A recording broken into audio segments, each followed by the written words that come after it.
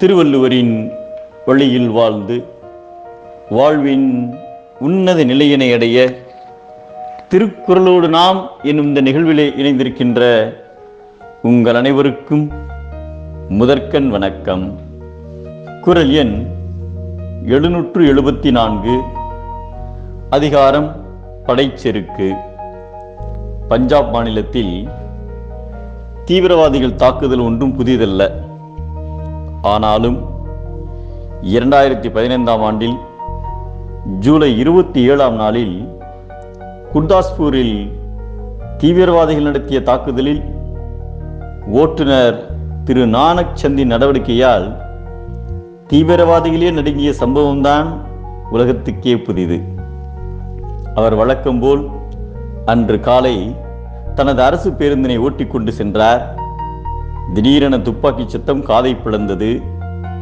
அப்போதுதான் அவர் பயணிக்கும் பேருந்தினை தீவிரவாதிகள் தாக்குகிறார்கள் என்பதை உணர்ந்தார்.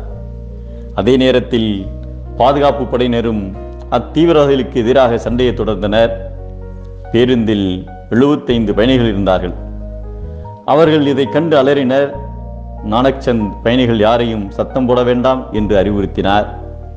அப்போது ஒரு பெட்ரோல் குண்டினை பேருந்தை நோக்கி தீவிரவாதிகள் வீசினர்.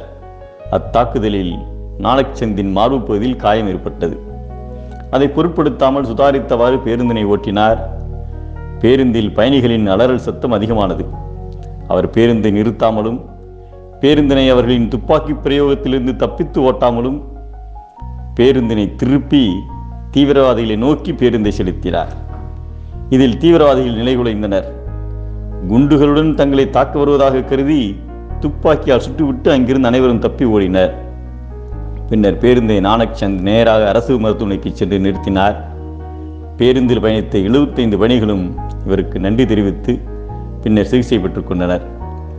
தீவிரவாதிகளுக்கு எதிராக இந்தியாவின் மிகச்சிறந்த வீரர் என்று பஞ்சாப் பாதுகாப்பு படை அதிகாரிகளால் பாராட்டப்பட்டார் நானக்சந்த்.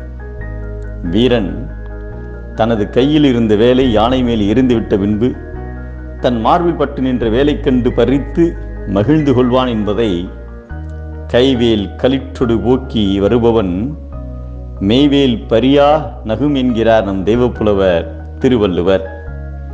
எதிரியை கண்டு ஓடினால் கோழை, எதிரிகளை ஓட விடுபவனே வீரன்.